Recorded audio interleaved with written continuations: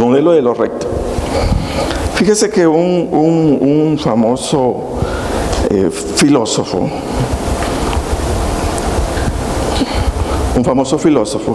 expresó lo siguiente. Él dijo: nunca se sabe si una línea está torcida a menos que se ponga una línea recta al lado, ¿verdad? Eso es así como natural, como decir, mire, esto es como los albañiles usan la famosa plomada, ¿verdad?, para ponerle recto. Y la usan precisamente porque sus ojos no alcanzan a ver lo correcto. Pero cuando ya le ponen la plomada, dice, esto está. Pero cuando no se la han puesto, dice, esto puede estar torcido. Entonces dice, nunca se sabe si una línea está torcida, a menos que se ponga una línea recta al lado. Mire, en este sentido comparativo de las cosas, o más bien es el sentido comparativo de las cosas lo que me permite adoptar o decidir sobre lo que es correcto o sobre lo que es incorrecto, ¿verdad? O sea, ninguno de los que estamos acá podríamos saber o elegir entre lo bueno y lo malo, lo justo y lo injusto, entre la tiniebla o la luz, o entre lo recto o lo torcido, si no tuviéramos la oportunidad de conocer ambas cosas. ¿Sí? Ambas cosas. Para mí eso es bien importante. Repito, ninguno de los que estamos acá podríamos saber elegir entre lo bueno, lo malo, lo justo, lo injusto, entre la tiniebla, la luz, entre lo recto, lo torcido, si no tuviéramos la oportunidad de conocer ambas posturas, ¿verdad? Conocer de un lado y conocer qué es el otro lado. Porque si solamente tuviéramos la revelación o la claridad o el conocimiento de solo un lado, pero desconociéramos el otro, entonces ¿cómo vamos a poder comparar? ¿Verdad que no? O sea, no se podría. Mire, el Señor, en pleno, para mí, respeto de la libertad otorgada a cada hombre y mujer para decidir, en este caso, lo que cada uno estime conveniente, quiero decirle que el Señor no nos obliga a buscarle, o no nos obligó, ni nos está obligando en lo absoluto a buscarle a ninguno de nosotros. No lo hace, Él nunca lo va a hacer. Ahora, pero lo que el Señor sí hace es revelar, fíjese, lo que es la verdad y lo que es lo recto o lo correcto. Para que en este sentido, para que en su sentido comparativo con lo que no es la verdad, tengamos la oportunidad de elegir por nuestra propia voluntad aquello que anhelamos, aquello que deseamos. Amén. Entonces, para mí eso es bien importante. Fíjese, el que el Señor no nos obliga, sino que lo que hace es revelarnos ambas cosas. Bueno, mira, aquí te ponga lo bueno, aquí te ponga lo malo. Y luego dice, bueno, elige. Y eso me hace manifestarle al Señor qué es lo que ando llevando en mi corazón. El Señor, mire, luego de haber presentado al pueblo de Israel sus leyes, sus mandamientos, quiero que vayan conmigo a Deuteronomio capítulo 30, versículo 19. Él les dijo lo siguiente. Dijo, a los cielos y a la tierra llamo por testigos hoy contra vosotros. Mire, que os he puesto delante la vida y la muerte, la bendición y la maldición. Escoge pues la vida para que vivas tú y tu descendencia. A mí esto me dice mucho, fíjese, porque la oportunidad que tenemos en la vida de conocer el bien y el mal, la vida, la muerte, lo justo o lo injusto, lo recto o lo torcido, mire, nos permite descubrir que Dios no nos trata como esclavos, sino nos trata como personas libres, para que seamos nosotros quienes elijamos, si una cosa u otra, porque ya tenemos conocimiento de ambos, ¿verdad? De lo que es lo bueno y de lo que es lo malo. Ahora, el apóstol Pablo, hermanos, tuvo un serio problema con el apóstol Pedro. Mire, ya tenían problemas los hermanos. No voy a creer que solamente nosotros lo tenemos. Dice que tengo un gran problema el apóstol Pablo con el apóstol Pedro. Cuando descubre el apóstol Pablo que el apóstol Pedro estaba obligando a los hermanos de la iglesia de los Gálatas a circuncidarse, a volver a la tradición judía. Y dice que cuando Pablo se dio cuenta que Pedro estaba insistiendo en que los hermanos tenían, fíjese, que circuncidarse, se molestó tanto, pero tanto. Y nosotros lo vamos a ver. ¿Por qué no leemos ahí en Gálatas capítulo 2, versículo 14?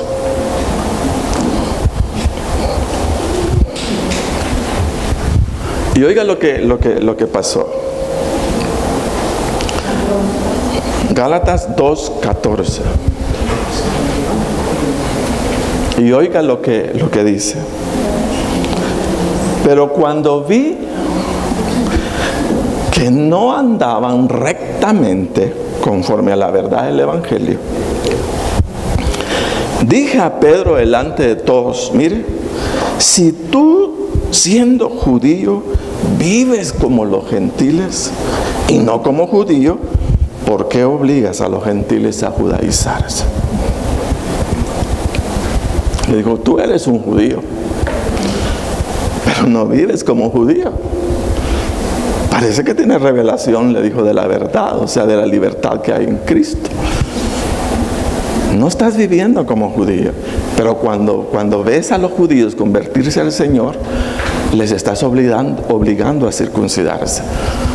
¿Cómo es que les estás volviendo a hacer, les estás volviendo a la ley?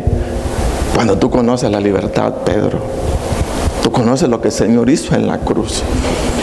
Tú conoces que ya no hay por qué hacer más ofrenda, ¿verdad? Porque se presentó la ofrenda perfecta. ¿Cómo es posible que estás volviendo a los hermanos gentiles, obligándolos a circuncidarse? Eso es lo que hay acá. Dice, pero cuando vi que no andaban rectamente conforme a la verdad del Evangelio, dije a Pedro, mire, delante de todo, hermano, pues que qué relajo el que se hizo ese día en la iglesia. Los dos grandes líderes pusieron a confrontarse, imagínese usted, delante de todos, dice. ¿Cómo es posible que estás haciendo tal cosa? Ahora, ante tal suceso, ¿verdad? Que se relata, para mí, hermanos, Pablo destaca una gran verdad o virtud respecto al Evangelio, pero así tremenda. Y es que el Evangelio, óigase bien, es modelo de rectitud. Es modelo de rectitud. Dice, pero cuando vi que no andaban rectamente conforme a la verdad del Evangelio. Esto significa, oiga, que si moral o espiritualmente deseáramos conocer la condición de una persona, de un grupo o nación, la condición moral o espiritual, si deseáramos saberla, será el Evangelio la base de comparación que me permitirá conocer hasta dónde una persona, grupo o nación vive de manera recta o de manera torcida. Porque el Evangelio es modelo ¿de qué? De rectitud. Así, línea recta, ¿verdad? Es recto. Entonces, si quisiéramos como comparar, ¿verdad? Y decir, ¿y esta persona es recta o no es recta? ¿Qué tendríamos que hacer? Entonces lo que tendríamos que hacer es comparar su vida con el Evangelio, con los principios del Evangelio, con la verdad del Evangelio. ¿Por qué? Porque el Evangelio es modelo de rectitud, ¿verdad? Sí me doy a entender. Entonces ahí está el sentido comparativo, ¿verdad? Entonces, si yo quiero saber si una nación es recta, lo que tengo que ver es qué hace esa nación.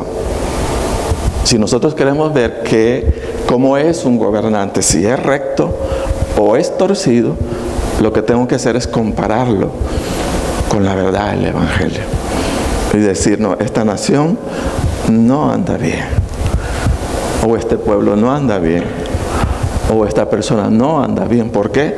Porque el sentido comparativo, o sea, de lo recto, me lo permite, porque el Evangelio, óigase bien, es modelo de rectitud, y el que camina en el Evangelio camina en lo recto.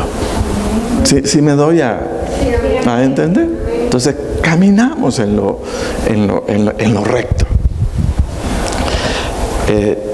Entonces, ¿cómo saber si una persona, si cada uno de nosotros vivimos rectamente? Sería el punto. ¿Cómo saber? ¿Cómo saber si usted y yo vivo rectamente? Rectamente en la casa, rectamente en el trabajo, rectamente en la iglesia, rectamente dentro de nosotros mismos. Y la respuesta es: comparémonos con la verdad del Evangelio, porque la verdad del Evangelio es modelo de rectitud. Amén. Y es la base de comparación para saber si exactamente una persona está torcida, una nación está torcida, un grupo está torcido o un grupo camina de manera recta. Amén. Entonces, si al evaluarnos con el Evangelio me descubro haciendo las cosas de manera diferente a lo que he captado de la verdad del Señor, yo no soy una persona recta, sino una persona torcida, ¿verdad? ¿Por qué? Porque lo recto, ahí está. ¿Me doy a entender? Sí. Entonces dice: esposos, amen a sus esposas. Eso es lo recto, ¿verdad? Entonces, ¿cómo puedo descubrir si un hombre anda rectamente en su casa? Lo descubro porque si ese hombre ama a su esposa, vive en rectitud. Pero si el hombre menosprecia a su esposa, ese hombre en su casa está torcido. Amén. Entonces Pablo se enojó. Dice: Pedro, tú conoces la verdad, ¿por qué demandas otra cosa diferente? Deja que todo el mundo goce de la libertad en Cristo. Los está sometiendo a otra cosa diferente. Entonces, ahí está el sentido comparativo. Por eso iniciaba con la frase: nunca se sabe si una línea es torcida a menos que se le ponga una línea recta. La pregunta sería: ¿qué es recto? O ya sabemos que el Evangelio es modelo de rectitud, y que si yo quiero saber de alguien si está torcido o está recto, lo que tengo que hacer es compararlo con la verdad del Evangelio. Amén. Entonces ahí vamos a saber. O sea, que también anda ese negocio. Veamos cómo hacen las cosas. ¿Cómo es esa iglesia? ¿Cómo son esos líderes? Veamos cómo hacen las cosas. Porque si las hacen, fíjese bien, de acuerdo a la palabra de Dios, son rectos. Porque el Evangelio es modelo de rectitud. Amén. Entonces no solamente somos evangélicos, cristianos evangélicos, sino por practicar el evangelio. Óigase bien, hemos abrazado en Cristo una vida recta. Porque el evangelio es modelo ¿de qué? De rectitud. Pero lo que yo quiero como que captemos o entendemos es, ¿pero qué es lo recto? Por eso explicaba, ¿verdad? En la casa, hombres amen a sus esposas, eso es recto. Mujeres respeten a su marido, eso es recto. Hijos obedezcan a sus padres, eso es recto. Eso es la rectitud. Amén. Entonces esa rectitud, fíjese, es tal, oiga bien, esa rectitud es tal que agrada el nombre del Señor. Porque Dios es recto. El Señor es recto, es modelo de rectitud. Entonces, si el Evangelio, hermano, es modelo de rectitud, de lo recto, y de hecho Pablo lo dijo, pero cuando vi que no andaban rectamente conforme a la verdad del Evangelio, se molestó. Entonces, si el Evangelio es modelo de lo recto, ¿cómo se espera que los creyentes vivamos ese modelo de vida sostenido en la verdad de Dios? ¿Cómo se espera que lo vivamos? Entonces ya sabemos todo. ¿Qué es el Evangelio, verdad? En el sentido comparativo. El Evangelio es recto, modelo de rectitud. Y dice que no se puede saber si algo está torcido a menos que se le ponga una línea recta. Entonces ahora ya sé que es recto. ¿Qué es recto? El Evangelio, sus principios, sus mandamientos. Todo eso que se abre en la palabra de Dios es rectitud, es modelo de rectitud. ¿Verdad? Entonces por eso lo seguimos. Por eso, buscamos la práctica del Evangelio. Porque no solamente lo hacemos porque todo el mundo, no, sino porque todos estamos interesados, fíjese, en vivir de manera recta. Amén. Entonces, modelo de rectitud. Entonces, ¿qué se espera? ¿Por qué se espera que los creyentes hagamos o vivamos cuando se nos revela en nuestra mente que el Evangelio no son simplemente palabras, sino es un modelo de vida? Pero un modelo de vida, ¿cómo? De rectitud. O sea, delante de los hombres, fíjese, cuando una persona es encontrada practicando el Evangelio, en su honorabilidad, en su respeto, en su honradez, entonces dice, esa persona es recta, esa es recta. En los trabajos lo dicen, ese hombre, dice esa mujer, nunca me ha venido tarde. De ese hombre, dice esa mujer, nunca, dice, él me ha faltado el respeto. Dice, ¿qué exalta? La buena actitud. Y podríamos decir, ¿y dónde la aprendió? ¿Dónde dice, hermanos, que hay que honrar a las autoridades?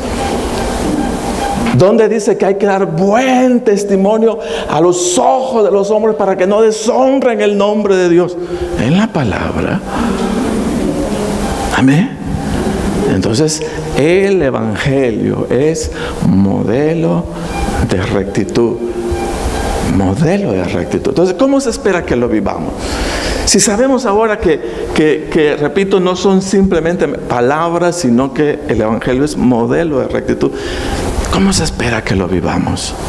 Hay tres cosas que les quiero trasladar en esta noche. Número uno, si el Evangelio es modelo de lo recto, se espera, óigase bien, que los creyentes vivamos el Evangelio con mucha sinceridad y compromiso.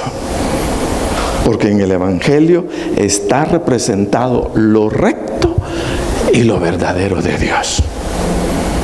Entonces, si conozco lo recto,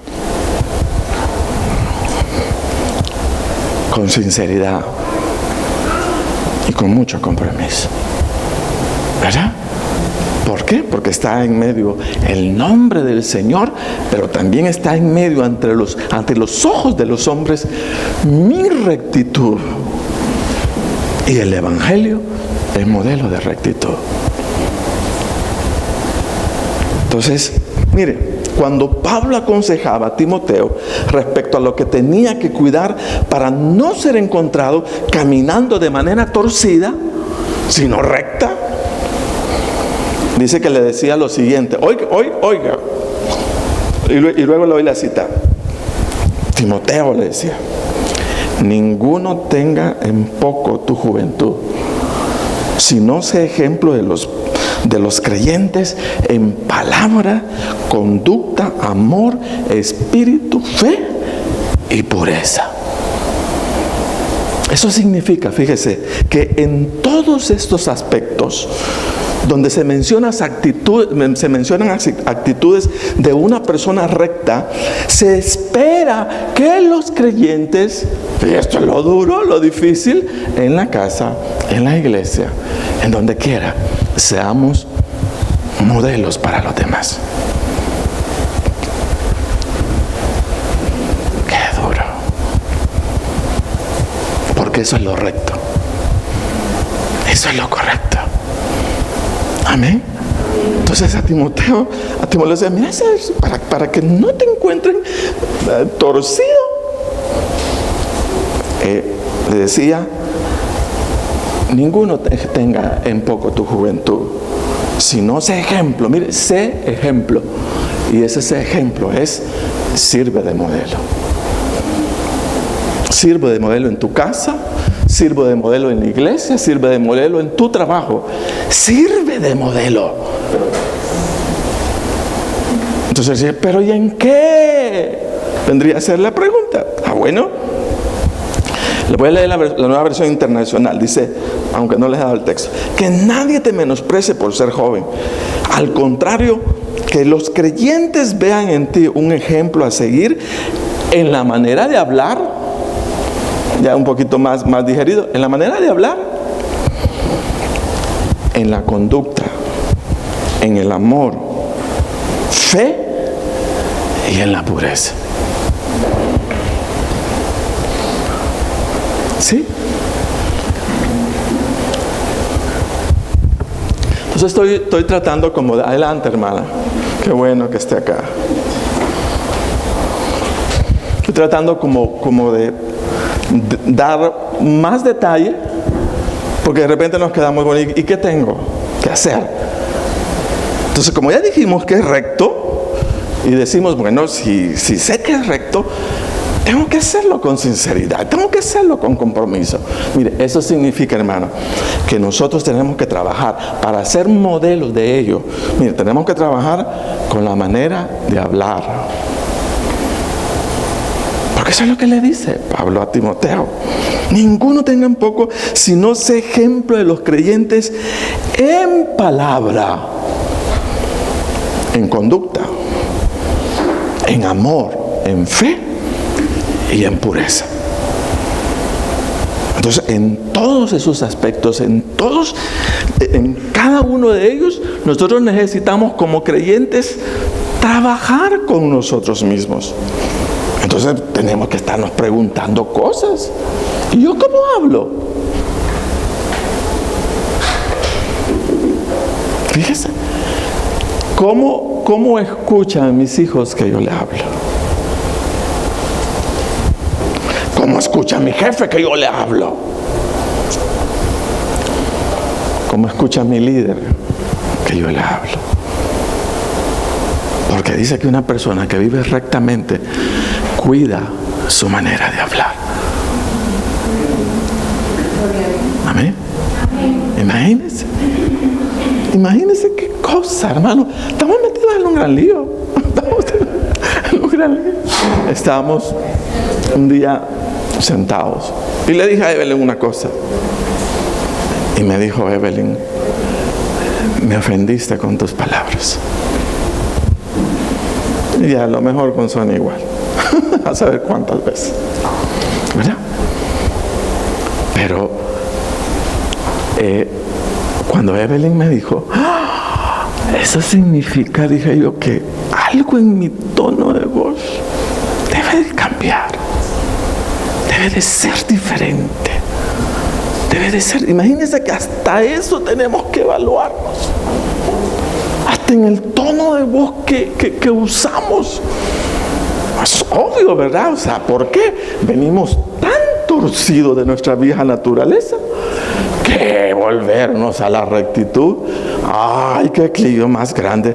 Pero mire, nos toca evaluarnos hasta en el modo de cómo hablamos, porque hasta ahí nos toca ser ejemplo.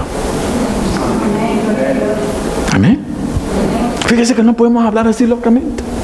No podemos hablar, ay, es que yo así soy, medio loco. No, ya no va a seguir siendo loco. Ya no podemos ser locos. No podemos así. Tenemos que ser responsables de lo que hablamos.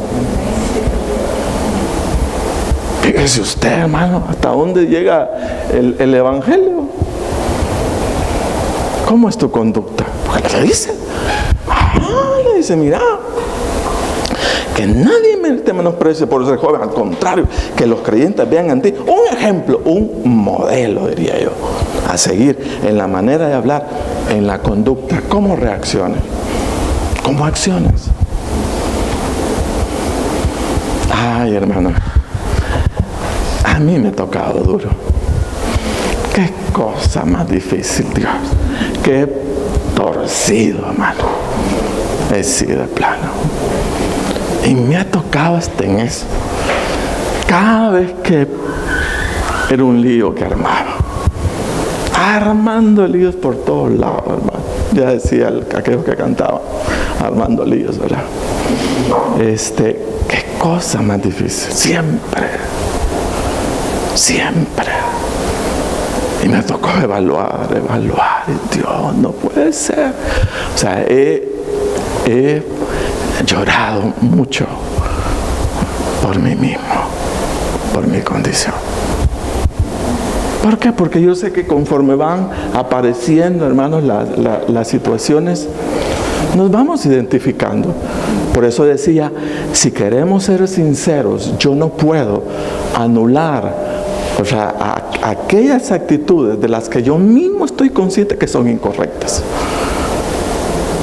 sino que ellas me ayudan a saber qué soy o cómo soy. ¿Para qué? Digo, si no me las puedo quitar por mí mismo, tengo que presentárselas al Señor. Entonces, mira, Señor, de plano, ¿verdad? Soy un gran bocón, Dios. O sea, así, y me lo he querido quitar y no puedo. Fíjese, con tal de llegar al punto, ¿y qué es lo que estamos buscando? Lo recto. Porque el Evangelio es modelo de rectitud. Y nosotros en el diario vivir trabajamos con todo eso. Entonces nos están pasando cosas, nos están ocurriendo muchas cosas. Y hermanos, tampoco digo, debemos desanimarnos al saber, o más bien debemos de saber de dónde venimos. Yo sé de dónde vengo. Cuando todos pecaron y todos están destituidos de la gloria de Dios, venimos con una naturaleza pecaminosa. Entonces, y estamos que el Señor está con su espíritu transformándonos, ¿verdad? Obrando una restauración en cada uno de nosotros. Entonces no se trata solamente de oír la palabra, sino que también, o sea, de ponerle, ¿verdad?, mucho interés con el objeto de saber qué es lo que el Señor está hablando a mi vida. Porque mire, en momentos el Señor tiene paciencia con nuestro cambio, y en momentos le dice, necesito que cambie rápidamente eso, papito. Necesito lo hagas. Así nos va llevando. Así nos va conduciendo. Entonces, oiga bien en las áreas que tenemos que trabajar todos, en nuestra manera de hablar, en nuestra conducta, hermano, en amor, en fe y en pureza. En todas esas áreas necesitamos observarnos e ir obrando cambios, fíjese bien, cambios en nosotros. ¿Por qué? Porque digo, estas son las áreas que la gente mira. Estas son las actitudes que los demás venden en nosotros. O sea, cuando hay amor la gente lo mira. Pero cuando no hay, también la gente lo mira. Y obvio, a lo mejor cuando es amor se quedan callados. Pero si es todo lo contrario, nos lo van a señalar por todos lados. Entonces necesitamos trabajar. No solamente venir a escuchar, sino considerarnos en cada aspecto. ¿Verdad? Cada aspecto. ¿Cómo soy yo en mi manera de hablar? ¿Cómo soy yo en mi conducta? ¿Cómo soy yo en mi fe? ¿Cómo soy yo en mi pureza? ¿Cómo ando? Porque tenemos que cambiar. Así como lo tenemos que cambiar. ¿Por qué? Porque está en juego el testimonio de lo verdadero. Pablo dijo, ¿cómo es que no andas recto en la verdad? Y así nos dice el Señor, hermano. Mire, tengo esa experiencia. Una noche el Señor dijo, pero así, no se debe orar por las ofrendas, pero con un tono, no se debe orar por las ofrendas, sino por el corazón de los ofrendantes. Yo estaba cometiendo ese error. Señor, bendice la ofrenda, la cosa material, eso no se ora. Se ora por el corazón de quienes ofrendan, porque eso es lo que le interesa al Señor, no le interesa la ofrenda. Pero me lo dijo así en esa voz. No, así fue. Me dijo, ¿dónde está en mi palabra que se debe orar por las ofrendas? Y en la mañana, ¿qué me dijo? Yo me quedé. Ahora tengo el cuidado, Señor, bendice el corazón de quienes están. No vuelvo a orar por la ofrenda, porque basta con lo que dijo para captar o entender. Pero mire, el Señor está pendiente de todo, hermano. De todo. Pero ¿sabe qué? Mire, qué cosa más linda encontrar a una persona transformada por el Evangelio. Eso es lo más precioso, o sea, que pueda haber en la vida. Encontrar a la gente no solamente que va a las iglesias, sino comprometido con lo verdadero del Evangelio. Y eso es lo que está haciendo falta hoy día. Mucha gente en las congregaciones, a lo mejor, hermano, pocos comprometidos con seguir la verdad y conseguir lo recto, porque el Evangelio es modelo de lo recto. Entonces yo les digo a ustedes, hermano, con todo, ¿verdad? Y todo, salgamos de solamente ser asistentes a una iglesia. Comprometámonos con el Señor y con su palabra, porque eso es lo lindo, eso es maravilloso. Dice la palabra, si permanecéis en mí, mis palabras permanecen en vosotros, pedid todo lo que queráis, papita, y os va a ser hecho, ¿verdad? Entonces hay bendición, hay mucha bendición. O sea, ya trabajar en sintonía con el Señor. Entonces, número uno, haga eso. Y mire, Pablo también le decía algo, manda también estas cosas para que sean irreprensibles. Wow, ahí nos mete en lío. Dice, ¿y qué es irreprensible? Irreprensible es aquella persona que no puede ser señalada o condenada por caminar de manera recta o correcta delante de Dios y delante de los hombres. Y Pablo se lo dice, ¿sabes qué? Dile a toda tu gente, dile a todos, ¿verdad?, los de la iglesia, por favor, ¿verdad? A lo mejor manda que todas estas cosas, en todas estas cosas, que sean irreprensibles, que nadie lo señale. Imagínense hasta dónde llega el compromiso. ¿Verdad que estamos mero serios, verdad? En el asunto, porque nadie, fíjese, la vecina no puede decir nada negativo. El compañero de trabajo no puede decir nada negativo en mí. Para todos, yo debo de cuidar que hablen bien del Evangelio por causa de mi vida. Amén. Entonces eso es lo que hay que cuidar. Entonces, la pregunta sería, ¿lo estamos haciendo? Entonces, número dos, se espera que los creyentes vivamos el Evangelio apartándonos de aquello que no es recto. Porque lo que no es recto en un cristiano levanta la reprensión o condenación de otros.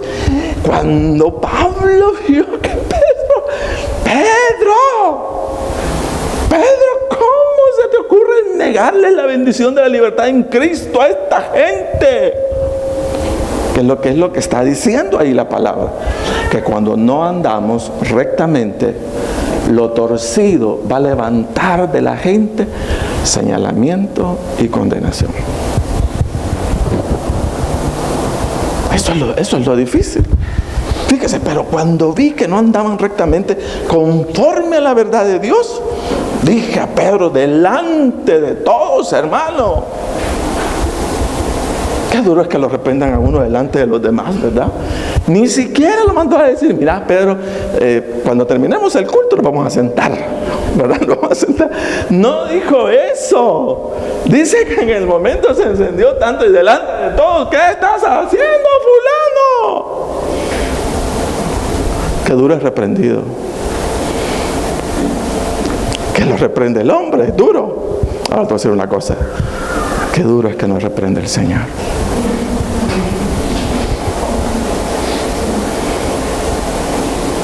Amén. Entonces dice, que cuando descubramos de nosotros mismos alguna actitud no recta, sino torcida, entonces dice que debemos buscar apartarnos de ello. ¿Por qué? Porque tarde o temprano, o sea, esa mala actitud va a levantar la condenación y la reprensión de los demás. Alguien va a decir algo. Y si no lo dice, el Señor te lo va a decir. Amén. Entonces, me llama la atención, ¿verdad?, de esto. Por eso decimos que se espera que los creyentes vivamos el Evangelio apartándonos de lo que no es correcto, porque lo que no es recto en un cristiano levanta la reprensión de los demás. Entonces, nadie queremos ser reprendidos, sino todo lo contrario. Fíjese que Pablo le decía a Timoteo algo importante: ten cuidado de ti mismo, le decía. Aprende a cuidarte vos. Ten cuidado de ti mismo y de las doctrinas. Persiste en ello, pues haciendo esto te salvará a ti mismo y a los que te oyeren. Yo no sé si usted lo hace, hermano, pero oiga, nosotros necesitamos ser vigilantes de nosotros mismos. Yo necesito ser un vigilante de mí. Más que de otros, de mí. Necesito ser un vigilante. Y si descubro algo, estar dispuesto a apartarme. Amén. Estar dispuesto a apartar. ¿Por qué? Porque eso torcido levantará señalamiento y condenación de los demás. Así como lo hizo Pablo. Se disgustó tanto. Alguien habrá que en nuestro caminar torcido se disguste durísimo. Por eso decíamos al principio, mire, si descubre que el Evangelio es recto, vívalo con sinceridad y compromiso Y hoy decimos, y cuando descubres algo incorrecto, apártese. ¿Pero por qué? Porque te lo van a señalar, papito. Alguien te lo va a condenar. Y a Pablo, se lo dijo delante de todo. Imagínese usted. Entonces eso es algo que cuidamos. Número 3, y ahí terminamos. Se espera que los cristianos vivamos el Evangelio cuidando, óigase bien, de nuestro testimonio personal, hermano. Pero si nuestro testimonio personal llegara a torcerse, óigase bien, estar dispuesto a enmendarlo, reconociendo nuestras faltas y pidiendo perdón al Señor y a todos aquellos que pueda haber afectado nuestro mal proceder. Y eso dice que lo hacemos con el objeto de no botar el valor que tiene el Evangelio. Porque al final la gente dice, ve, mire ese. Todos son iguales. No, el Evangelio no ha fallado. Los cristianos fallamos. Pero los cristianos, cuando nos equivocamos, enmendamos, pedimos perdón, ¿verdad? Y seguimos adelante en el nombre de Jesús. Eso es, hermanos, lo que les traía. Nunca se sabe si una línea es torcida a menos que se ponga una línea recta, y el Evangelio es rectitud. Descubre qué dice el Evangelio para tu casa y estarás viviendo rectamente. Descubre lo que dice el Evangelio para el trabajo y puedes vivir rectamente. Descubre lo que dice el Evangelio para la iglesia y estarás viviendo rectamente. Porque el Evangelio es modelo de rectitud. Amén. Póngase de pie.